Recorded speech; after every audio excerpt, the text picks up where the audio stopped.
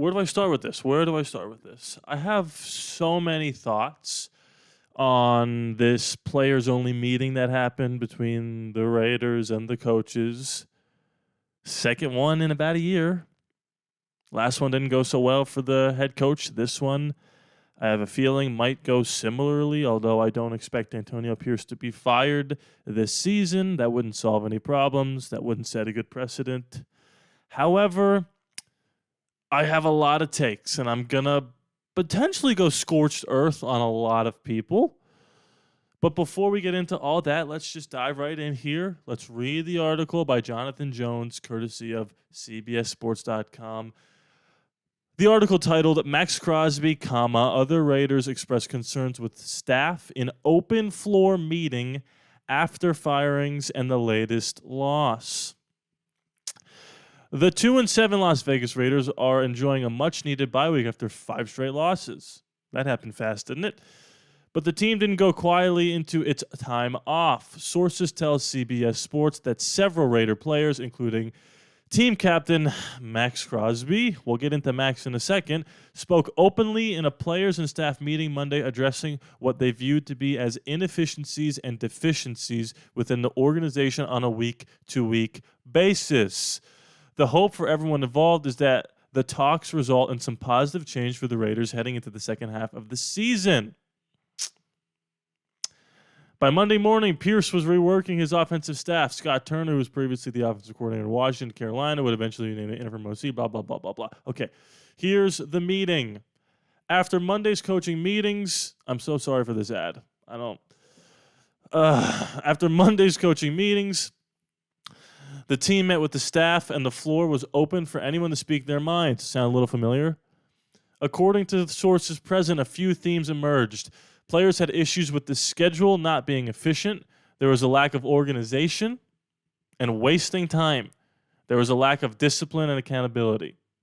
One source described the meeting as ending uncomfortably for all parties, but to be sure, the meeting was nothing like the one between players and head coach Josh McDaniels exactly 1 year ago. All right. Okay. Where do I even begin? Obviously not great to have to do this every single season. It's ironic because last year Antonio Pierce was one of the position coaches who stepped up to seemingly have some words of wisdom, we'll say it nicely, to Josh McDaniels during the players, if I could call them players-only meetings, open floor staff meetings like the one that happened last year. This obviously doesn't bode well for Antonio Pierce, and I want to start out with the Maxx Crosby of it all. And I want to tread lightly because I know you're not allowed to say anything bad about Maxx Crosby, or you're a hater and you're saying mean things about the best player in the league and the best player on our team. I love Max. I think he's easily the best player. I wouldn't trade him for all the money in the world and all the draft picks in the world. But we have to acknowledge that Maxx Crosby is partially the reason why Antonio Pierce is the head coach. Now, I'm not saying this to blame Maxx Crosby, but here's what I am saying. When you stick your neck out for somebody and then this stuff is not going well, you're going to feel partially responsible, and you're going to have an open floor meeting and talk openly to the coach that you stuck your neck out for to say, get this stuff fixed. So the fact that this happened and the fact that I'm saying Maxx Crosby is partially responsible for us being in the situation, I'm not the one telling you that. Maxx Crosby is, by holding this meeting and trying to hold the people that he wanted in the positions of power accountable.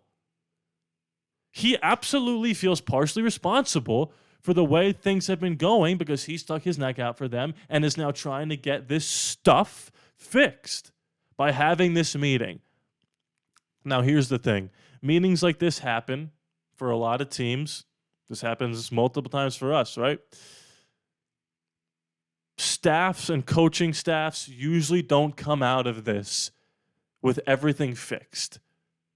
Great coaches, good coaches, don't need to be yelled at by their captains to get stuff fixed. Now, and the reason I keep saying stuff is because I don't want this video immediately demonetized.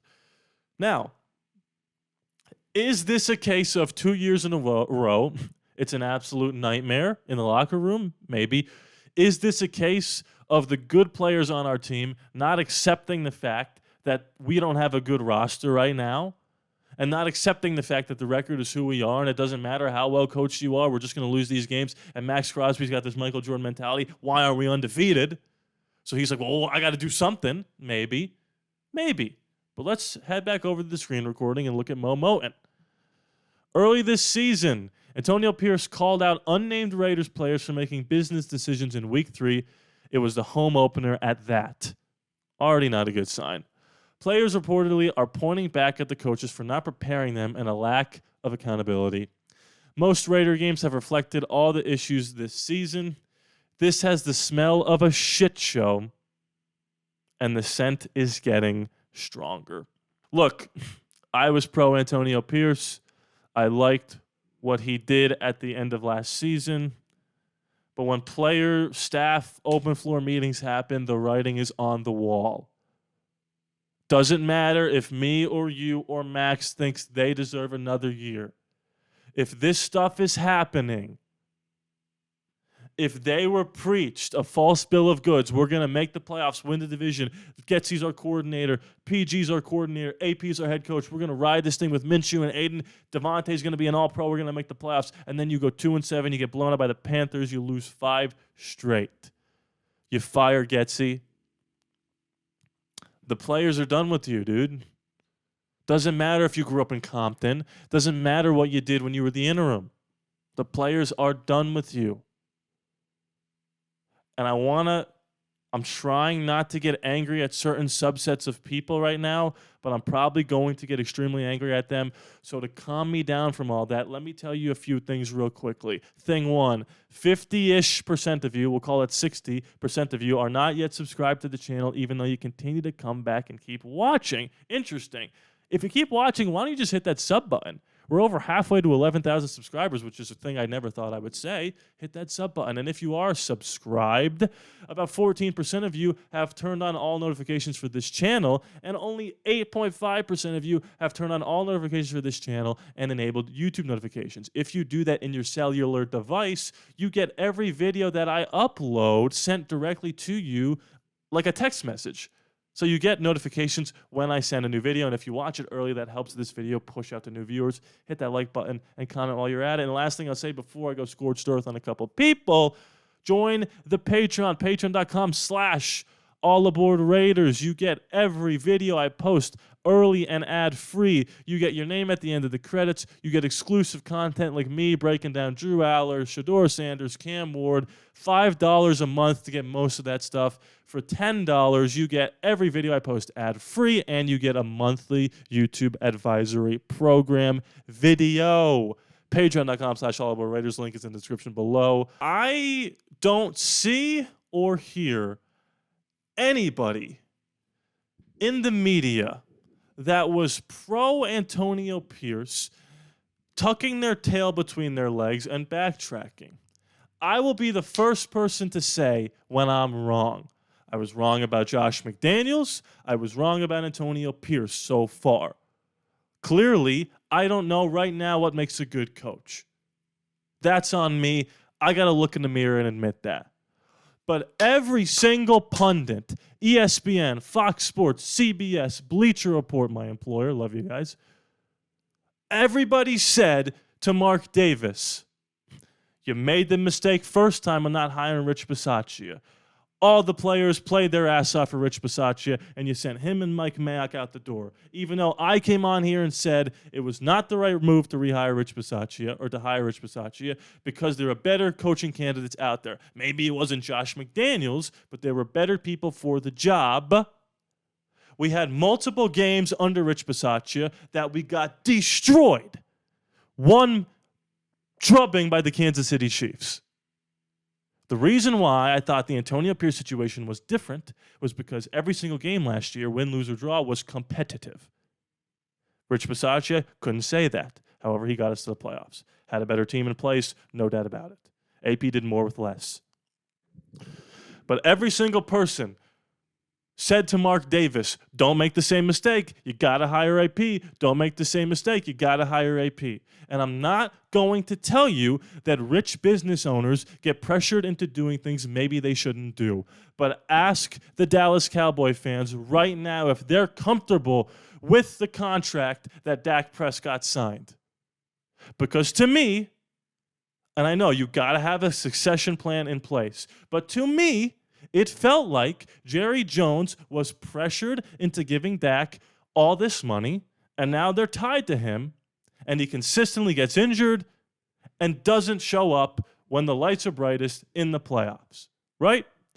Sometimes the pressure from the players on the team and the media and everyone saying, do this, do this, do this, don't make the same mistake again, gets to you. Doesn't matter if you have $0 in your bank account or all the money in the world.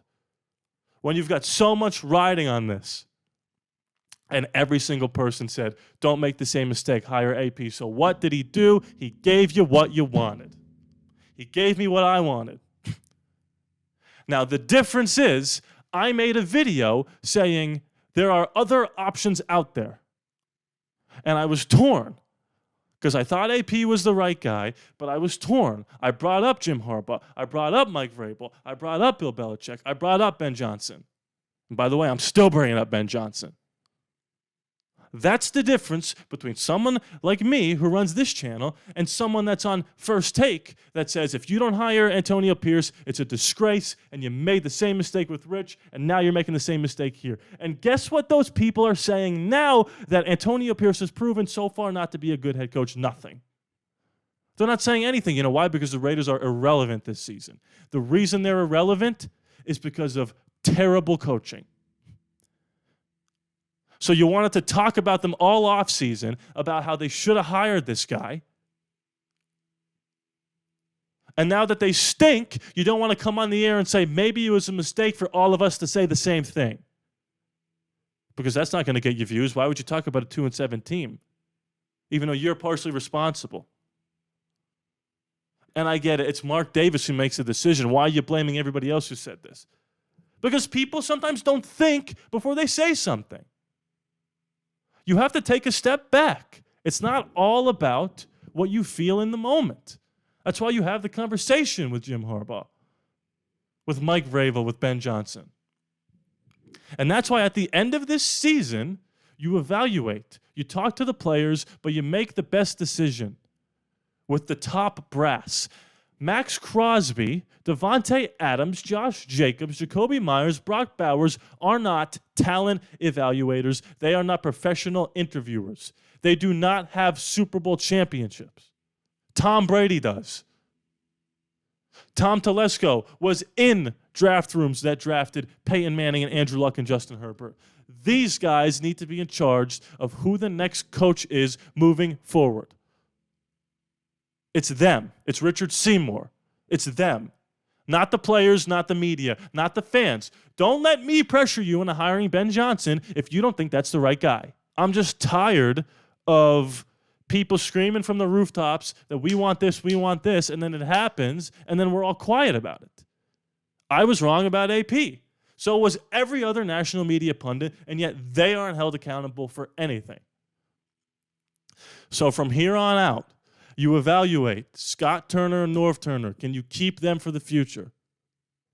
You talk to AP. What was your fault? What was the player's fault? What can we do better? If you think you can run it back, if you can find a new hot offensive coordinator with AP and he's the best person available, you hire him based off of merit. This was a trial run. So far, it's not going well. Can it improve? Or is Mike Vrabel or Cliff Kingsbury or Ben Johnson or Bill Belichick or Bobby Slowick a better choice? Because if there's a better choice out there, you just go get them. Okay? Just do it. Do what you think is right. Don't do what you think we want to do. I did not expect to get that angry. I'll be the first person to admit that. I guess I should be the only person to admit that, and it didn't feel like there's going to be a lot of cuts in that either. I felt like I was going off the cup, and it was a great performance by me. Not a performance. I mean, like, I believed it all. Just saying it's going to be helpful for the editor. Anyway, thank you so much for watching. Am I wrong? Did I get a little too angry there? Or was I speaking facts? Was I preaching to the choir? Was I yelling too loudly? Comment below, let me know. Join the Discord. Link is in the description below. Join the Patreon. Please be sure to subscribe. It's free. I don't charge to you. I love you guys. I'll see you next time.